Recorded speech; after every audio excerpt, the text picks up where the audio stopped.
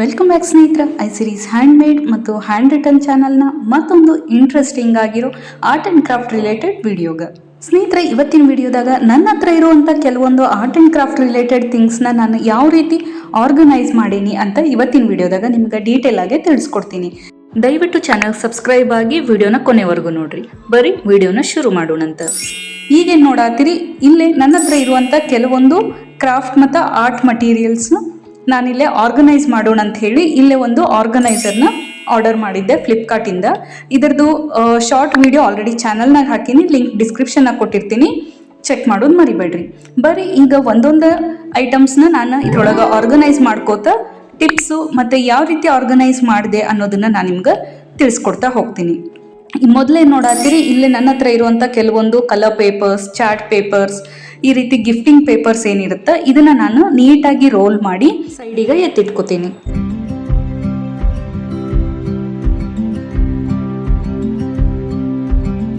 ಈಗ ಆ ರೋಲ್ ಮಾಡಿದ್ಮೇಲೆ ನಾನು ನ್ಯೂಸ್ ಪೇಪರಿಂದ ಕವರ್ ಮಾಡೀನಿ. ಅದ್ಯಾಕಂದ್ರೆ ನಾವು ಕೈ ಹಿಡಿಯೋ ಜಾಗದಾಗ ಅಲ್ಲಿ ಕೊಳೆ ಆಗ್ತಿರ್ತೈತಿ, ಹಾಗಾಗಿ ಕ್ಲೀನ್ ಆಗಿರಲಿ, ಹೊಲಸಾಗಬಾರ್ದು ಅಂತ ಹೇಳಿ ನಾನು ನ್ಯೂಸ್ ಪೇಪರ್ನ ಸುತ್ತಿ ಅದಕ್ಕೆ ರಬ್ಬರ್ ಬ್ಯಾಂಡ್ನ ಹಾಕಾತೀನಿ. ಇನ್ನೊಂದು ಏನಂದ್ರೆ, ರಬ್ಬರ್ ಬ್ಯಾಂಡ್ ಹಾಕಿರ್ತೀವಲ್ಲ ಆ ಪ್ಲೇಸು ಡೇ ಬೈ ಡೇ ಏನಾಗ್ತೈತಿ ಅಲ್ಲೇ ಗಮ್ ಬಿಡಕ್ಕೆ ಸ್ಟಾರ್ಟ್ ಆಗ್ತೈತಿ, ಹಾಗಾಗಿ ಅದು ಪೇಪರಿಗೂ ಸ್ಟಿಕ್ ಆಗ್ತೈತಿ.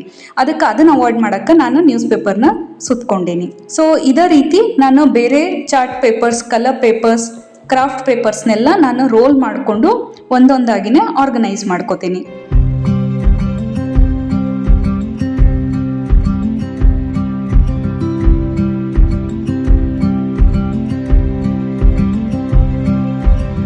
ಆಗಲೇ ನಾನೇನು ನ್ಯೂಸ್ ಪೇಪರ್ದು ಟ್ರಿಕ್ ಹೇಳಿದೆ ಅದನ್ನು ನಾನು ಎಲ್ಲ ಪೇಪರ್ಸ್ಗೂ ಫಾಲೋ ಮಾಡತ್ತೀನಿ. ಹಂಗೆ ಈ ರೀತಿ ಈ ದೊಡ್ಡ ದೊಡ್ಡ ಶೀಟ್ಸ್ ಏನಿರುತ್ತೆ ಇದನ್ನು ಯಾವಾಗಲೂ ರೋಲ್ ಮಾಡಿನ ಇಡಬೇಕು. ಇನ್ ಕೇಸ್ ನೀವೇನಾದರೂ ಫೋಲ್ಡ್ ಮಾಡಿಟ್ಟಂದ್ರೆ ಅಲ್ಲೇ ಮಾರ್ಕ್ಸ್ ಬೀಳ್ತಾವೆ, ಫೋಲ್ಡಿಂಗ್ ಮಾರ್ಕ್ಸ್. ಹಾಗಾಗಿ ನಾವು ಮುಂದೆ ಅದನ್ನು ಪೇಪರ್ಸ್ನ ಯೂಸ್ ಮಾಡುವಾಗ ಅಷ್ಟು ನೀಟಾಗಿ ಕಾಣೋದಿಲ್ಲ. ಈಗ ನೋಡ್ರಿ, ನನ್ನ ಹತ್ರ ಕೆಲವೊಂದು A4 ಶೀಟ್ದು ಜೆರಾಕ್ಸ್ ಪೇಪರ್ಸ್ ಏನು ಹೇಳ್ತೀವಿ, ಜೆರಾಕ್ಸ್ ಪ್ರಿಂಟಿಗೆ ಏನು ಯೂಸ್ ಮಾಡ್ತೀವಲ್ಲ ಪೇಪರ್ಸ್, ಆ ರೀತಿ ಶೀಟ್ಸು ಒಂದು ಸ್ವಲ್ಪ ಇತ್ತು, ಅದನ್ನು ನಾನು ರೋಲ್ ಮಾಡಿ ತೊಗೊಂಡಿನಿ. ಈಗೇನು ನೋಡತ್ತೀರಿ, ಇದು ಆರ್ಗನೈಸರ್ ಬಾಕ್ಸು. ವೇಸ್ಟ್ ಕಾರ್ಡ್ಬೋರ್ಡ್ ಬಾಕ್ಸ್ನ ನಾನು ಈ ರೀತಿ ಆರ್ಗನೈಸರ್ ಆಗಿ ಕನ್ವರ್ಟ್ ಮಾಡೀನಿ. ಇದರದ್ದು ವಿಡಿಯೋ ಆಲ್ರೆಡಿ ಚಾನಲ್ನಾಗ ಅಪ್ಲೋಡ್ ಐತಿ, ನೋಡೋದು ಮರಿಬೇಡ್ರಿ. ಈಗ ಇದನ್ನು ನಾವು ರೋಲ್ ಮಾಡಿರೋದನ್ನ ಯೂಶ್ವಲಿ ನಾವು ಹಾರಿಜಾಂಟಲಿನೂ ಇಟ್ಕೋಬೋದು, ಇಲ್ಲ ವರ್ಟಿಕಲ್ನೂ ಇಟ್ಕೋಬೋದು. ನಾನು ಈ ಆರ್ಗನೈಸರ್ನ ಮಾಡಿರೋದ್ರಿಂದ ಇವನ್ನ ನಾನು ವರ್ಟಿಕಲ್ ಆಗಿನ ಇಟ್ಕೊಳತ್ತೀನಿ. ನಾವು ಈ ರೀತಿ ರೋಲ್ ಮಾಡಿ ಇಡೋದ್ರಿಂದ ನೋಡಿದಾಗ ನಮ್ಗೆ ಈಸಿಯಾಗಿ ಯಾವ್ದು ಎಲ್ಲೈತಿ ಅಂತಲೂ ಗೊತ್ತಾಗ್ತೈತಿ. ಆಮೇಲೆ ವರ್ಕ್ ಮಾಡುವಾಗ ಈಸಿಯಾಗಿ ಆಕ್ಸೆಸ್ ಮಾಡ್ಬೋದು. ಹಂಗೆ ನನ್ನ ಹತ್ರ ಒಂದು ಕ್ಯಾನ್ವಾಸ್ ಶೀಟ್ ಕೂಡ ಇತ್ತು, ಅದನ್ನು ನಾನು ಇದ್ರೊಳಗೆ ರೋಲ್ ಮಾಡಿ ಅದು ನ್ಯೂಸ್ ಪೇಪರ್ ಕಂಪ್ಲೀಟಾಗಿ ಸುತ್ಕೊಂಡೇನಿ. ಯಾಕಂದ್ರೆ ಅದು ವೈಟ್ ಬಟ್ಟೆ ಅಲ್ಲ, ಹಾಗಾಗಿ ಜಾಸ್ತಿ ಡಸ್ಟ್ ಅದು ಕೂಡಬಾರ್ದು ಅಂತ ಹೇಳಿ ನಾನು ಆ ರೀತಿ ಮಾಡ್ಕೊಂಡೀನಿ. ನೋಡಿದ್ರಲ್ಲ ಸ್ನೇಹಿತರೆ, ಈಗ ಆರ್ಗನೈಸ್ ಮಾಡಾದ್ಮೇಲೆ ಯಾವ ರೀತಿ ಕಾಣಿಸುತ್ತೆ ಅಂತ.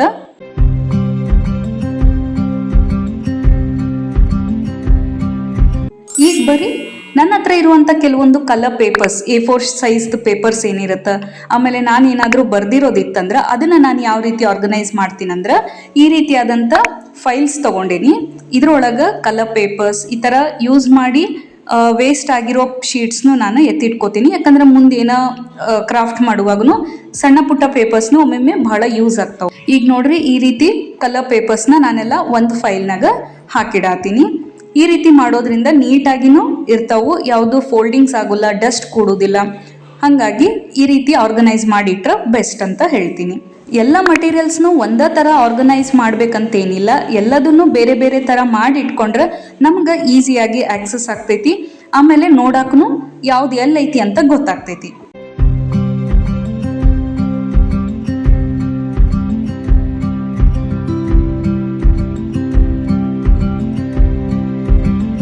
ಈಗ ನೋಡ್ರಿ, ಕಲರ್ ಪೇಪರ್ಸ್ ಆದಮೇಲೆ ನನ್ನ ಹತ್ರ ಒಂದಿಷ್ಟು OHP ಶೀಟ್ಸ್ ಇತ್ತು, ಅದನ್ನು ನಾನು ಇದ್ರೊಳಗನ ಪ್ಲೇಸ್ ಮಾಡತ್ತೀನಿ.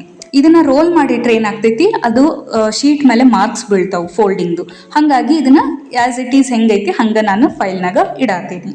ಈಗ ನೋಡ್ರಿ, ನನ್ನ ಹತ್ರ ಏನು ಪೇಪರ್ಸು ಶೀಟ್ಸ್ ಎಲ್ಲ ಇತ್ತು A4 ಸೈಜ್ದು, ಅವನ್ನೆಲ್ಲ ನಾನು ಈ 2 ಫೈಲ್ಸ್ನಾಗ ಹಾಕಿ ಆರ್ಗನೈಸ್ ಮಾಡೀನಿ.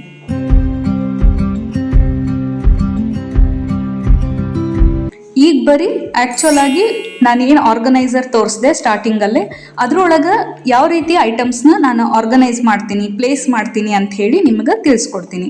ಮೊದಲನೇದಾಗಿ ನನ್ನ ಹತ್ರ ಇಲ್ಲೇ ಒಂದಿಷ್ಟು ಐಸ್ ಕ್ರೀಮ್ ಸ್ಟಿಕ್ಸ್ ಇತ್ತು. ಅದನ್ನು ನಾನು ಎಲ್ಲದನ್ನು ರಬ್ಬರ್ ಬ್ಯಾಂಡ್ ಹಾಕಿ ನೀಟಾಗಿ ಎತ್ತಿಟ್ಕೊಂಡೀನಿ. ಅದಾದಮೇಲೆ ಇಲ್ಲೇ ಸೀಸರ್ಸ್ದು ಸೆಟ್ ಇತ್ತು, ಅದನ್ನು ನಾನು ಕವರ್ ಜೊತೆನ ಇಟ್ಟೀನಿ ಫೋಲ್ಡ್ ಮಾಡಿ.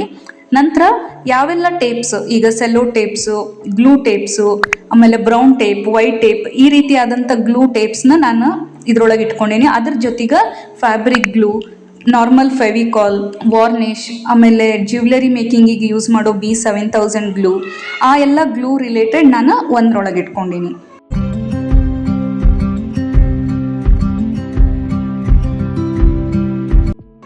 ಈಗ ನಂತರ ನಾನು stationery items, for example sketch pens, brush pens, pencil, pen, eraser, ಆಮೇಲೆ ಸ್ಟೆಪ್ಲರ್, ಈ ರೀತಿ ಸ್ಟೇಷ್ನರಿ ಐಟಮ್ಸ್ ಏನದಾವು ಅವನ್ನೆಲ್ಲ ನಾನು ಇದ್ರೊಳಗೆ ಇಟ್ಕೊಳತ್ತೀನಿ. ಈಗ ನೋಡ್ರಿ ಕಲರ್ ಪೆನ್ಸ್ ಐತಿ, ಆಮೇಲೆ normal shading pencils, colour pencils, ಇದು ಒಂದಿಷ್ಟು ಪೆನ್ಸ್ ಇದಾವು, ಅವನ್ನು ಇಟ್ಕೊಂಡೀನಿ. ನಂತರ ಸ್ಕೆಚ್ ಪೆನ್ಸು. ಸೊ ಏನೆಲ್ಲ ಸ್ಟೇಷ್ನರಿ ಐಟಮ್ಸ್ ಐತಿ ಅದನ್ನೆಲ್ಲ ನಾನು ಒಂದು ಡ್ರಾರ್ನಾಗ ಇಟ್ಕೊಂಡೀನಿ. ಅಂದ್ರೆ ಒಂದ ಟೈಮ್ಗೆ ನಮ್ಗೆ ಒಂದ ಕಡೆ ಸಿಗ್ತಾವು ಅಂತ ಹೇಳಿ. ಎಕ್ಸ್ಟ್ರಾ ಪೆನ್ಸಿಲ್ಸ್ ಇತ್ತು, ಅದನ್ನು ಇಟ್ಕೊಂಡೀನಿ. ನಂತರ ಎಕ್ಸ್ಟ್ರಾ ಎರೇಸರ್ ಇತ್ತು, ಅದನ್ನು ನಾನು ಇದ್ರೊಳಗನ ಪ್ಲೇಸ್ ಮಾಡೀನಿ.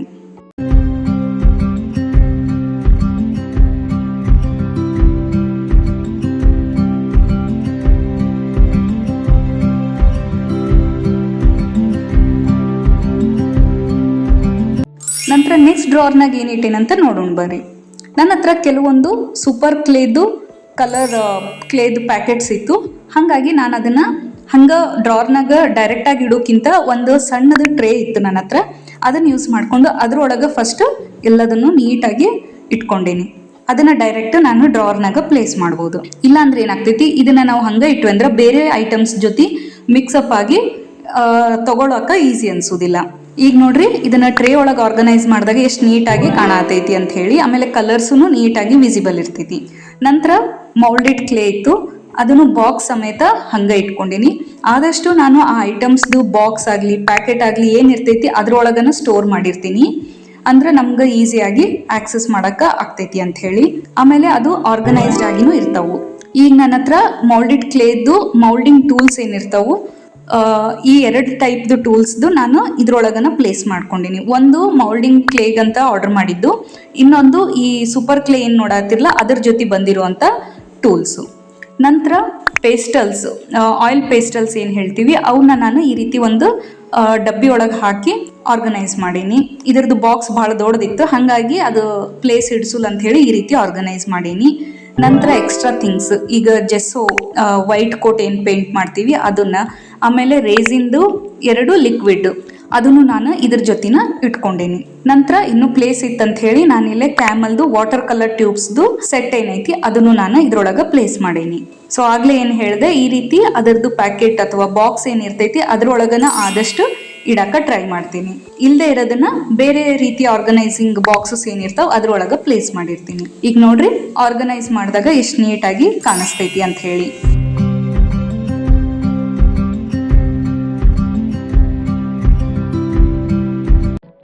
ಈಗ ಬರೀ ನೆಕ್ಸ್ಟ್ ಡ್ರಾವರ್ನಾಗ ಏನು ಆರ್ಗನೈಸ್ ಮಾಡ್ತೀನಿ ಅಂತ ತೋರಿಸ್ಕೊಡ್ತೀನಿ. ಇದ್ರೊಳಗೆ ನಾನು ಕ್ರಾಫ್ಟ್ ರಿಲೇಟೆಡ್ ಅಂದ್ರೆ ಎಂಬ್ರಾಯ್ಡ್ರಿ, ಕ್ರೋಶೆ, ಸೀವಿಂಗ್ ರಿಲೇಟೆಡ್ ನಾನು ಎಲ್ಲ ಮಟೀರಿಯಲ್ಸ್ನ ಇದ್ರೊಳಗೆ ಪ್ಲೇಸ್ ಮಾಡ್ಕೊಳತ್ತೀನಿ. ಈಗೇನು ನೋಡತ್ತೀರಿ, ಇದು ಎಂಬ್ರಾಯ್ಡ್ರಿ ಥ್ರೆಡ್ಸು, ಆಮೇಲೆ ಇಲ್ಲೊಂದಿಷ್ಟು ರೆಡಿಮೇಡ್ ಫೆದರ್ಸ್ ಇತ್ತು, ಅದನ್ನು ನಾನು ಇದೇ ಬಾಕ್ಸ್ನಾಗ ಹಾಕಿ ಬಾಕ್ಸ್ ಸಮೇತನ ಇದ್ರೊಳಗೆ ಇಡಾತೀನಿ. ನಂತರ ಇದು ಒಂದು ವೇಸ್ಟ್ ಬಾಕ್ಸ್ ಇತ್ತು, ಇದ್ರೊಳಗೆ ನಾನು ಎಲ್ಲ ಥರದ ನೀಡಲ್ಸು, ಆಮೇಲೆ ಒಂದು ವೈಟ್ ಕಲರ್ ದಾರ ಇತ್ತು, ಅದನ್ನು ನಾನು ಇದ್ರೊಳಗೆ ಪ್ಲೇಸ್ ಮಾಡ್ಕೊಂಡಿನಿ. ಒಂದಿಷ್ಟು ನೀಡಲ್ಸ್ ಆ ಬಾಟ್ಲ್ ಏನೈತಿ ಪ್ಲಾಸ್ಟಿಕ್ ಬಾಟ್ಲ್ ಅದ್ರೊಳಗೂ ಅದಾವು. ಸೊ ಎಲ್ಲದು ಒಂದ್ ಕಡೆ ಇರುತ್ತಂತ ಹೇಳಿ ನಾನು ಇದು ಬಾಕ್ಸ್ನಾಗ ಹಾಕಿ ಇಟ್ಕೊಂಡಿನಿ. ನಂತರ ಇದು ಒಂದು ಸೀವಿಂಗ್ ಮಷೀನ್ ಕಿಟ್ ಅಂತ ಮಿನಿ ಕಿಟ್. ಇದ್ರೊಳಗೆ ಈ ರೀತಿ ಕಲರ್ ಬೀಡ್ಸ್ದು pins, bobby pins, cutter, measuring tape, ಆಮೇಲೆ ಹುಕ್ಸು, ಸ್ವಲ್ಪ ಕಲರ್ ಥ್ರೆಡ್ಸ್ ಎಲ್ಲ ಇದು ಒಂದೇ ಕಿಟ್ ಬಂದಿತ್ತು. ಇದನ್ನ ನಾನು ಆಲ್ರೆಡಿ ವಿಡಿಯೋ ಮಾಡಿ ತೋರಿಸೀನಿ, ಮೀಶೋದಾಗ ಪರ್ಚೇಸ್ ಮಾಡಿದ್ದೆ. ಸೊ ಇದನ್ನು ನಾನು ಹಂಗೆ ಬಾಕ್ಸ್ ಸಮೇತನ ಇಡಾತೀನಿ. ನಂತರ ಒಂದಿಷ್ಟು ಕ್ಲಿಪ್ಸ್ ಇತ್ತು, ಅಲಿಗೇಟರ್ ಕ್ಲಿಪ್ಸು, ಮತ್ತು ಇದೊಂದು ಗೋಲ್ಡನ್ ಕಲರ್ ವೈರ್, ಇದನ್ನು ನಾನು ಇದ್ರೊಳಗೆ ಪ್ಲೇಸ್ ಮಾಡಾತೀನಿ. ಈಗೇನು ನೋಡತ್ತೀರಿ, ಇದು ಕ್ವಿಲ್ಲಿಂಗ್ ಕಿಟ್ಟು. ಇದನ್ನು ನಾನು ಫ್ಲಿಪ್ಕಾರ್ಟ್ನಾಗ ಆರ್ಡರ್ ಮಾಡಿದ್ದೆ. ಇದ್ರದ್ದು ಡೀಟೇಲ್ಸ್ ಆಲ್ರೆಡಿ ಚಾನಲ್ನಾಗ ಅಪ್ಲೋಡ್ ಐತಿ, ಹೋಗಿ ಚೆಕ್ ಮಾಡಿರಿ. ಈಗ ನೋಡ್ರಿ ಇದು ಲಾಸ್ಟ್ ಡ್ರಾವರ್. ಒಟ್ಟ ಇದ್ರೊಳಗೆ 5 ಡ್ರಾವರ್ಸ್ ಅದಾವು. ಸೊ ಎಲ್ಲದ್ರಾಗೂ ನಾನು ಸ್ವಲ್ಪ ಐಟಮ್ಸ್ನ ಇಡಾತೀನಿ. ಈಗೇನು ನೋಡತ್ತೀರಿ, ನನ್ನ ಹತ್ರ ಇರುವಂಥ ಕೆಲವೊಂದು ಅಕ್ರೆಲಿಕ್ ಪೇಂಟ್ಸು, ಫ್ಯಾಬ್ರಿಕ್ ಪೇಂಟ್ಸು, ಈ ಥರದ್ದು ಎಲ್ಲದನ್ನು ನಾನು ಪೌಚ್ ಅಂತ ಏನು ಕರಿತೀವಿ ಇದ್ರೊಳಗೆ ಹಾಕಿ ನಾನು ಪ್ಲೇಸ್ ಮಾಡಾತೀನಿ. ಇದು ಬಿಟ್ಟು ಎಕ್ಸ್ಟ್ರಾ ಇರೋ ಕಲರ್ಸ್, ಈಗ ಪರ್ಲ್ ಕಲರ್ಸು, ಮೆಟಾಲಿಕ್ ಕಲರ್ಸ್ ಅಂತ ಏನು ಚಿಕ್ಕದ ಬಾಕ್ಸ್ ಅದಾವು ಅದ್ರೊಳಗನ ನಾನು ಹಂಗೆ ಪ್ಲೇಸ್ ಮಾಡಿ ಇಡಾಕತ್ತೀನಿ. ಎಲ್ಲದು ಈ ಪೌಚ್ನಾಗ ಸಾಲೋದಿಲ್ಲ, ಹಾಗಾಗಿ ಸೊ ಬಾಕ್ಸ್ ಸಮೇತನ ಇಟ್ಕೊಳತ್ತೀನಿ. ಇದೇನು ನೋಡತ್ತೀರಿ, ಇದು ಪರ್ಲ್ ಕಲರ್ಸು. ಇದು ಟೋಟಲ್ 4 ಅದಾವು ಸೆಟ್. ಸೊ ಅದನ್ನು ನಾನು ಹಂಗೆ ಇಡಾತೀನಿ. ನಂತರ ನಾನು ಪೇಂಟಿಂಗ್ ಮಾಡುವಾಗ ಯೂಸ್ ಮಾಡುವಂಥ ವಾಟರ್ ಬೌಲು, ನಂತರ ಕಲರ್ ಪ್ಯಾಲೆಟ್ಸು 2 ಇತ್ತು. ಸೊ ಅದನ್ನು ಇದ್ರೊಳಗೆ ಇಟ್ಕೊಳತ್ತೀನಿ. ನಂತರ ಯೂಸ್ ಮಾಡುವಂಥ ಕೆಲವೊಂದು ಬ್ರಷಸ್, ಇವನ್ನ ನಾನು ರಬ್ಬರ್ ಬ್ಯಾಂಡ್ ಹಾಕಿ ಈ ರೀತಿ ಒಂದ ಕಡೆ ಇಟ್ಕೊಳತ್ತೀನಿ, ಅಂದ್ರೆ ಈಸಿಯಾಗಿ ಸಿಗ್ತಾವು ಅಂತ ಹೇಳಿ.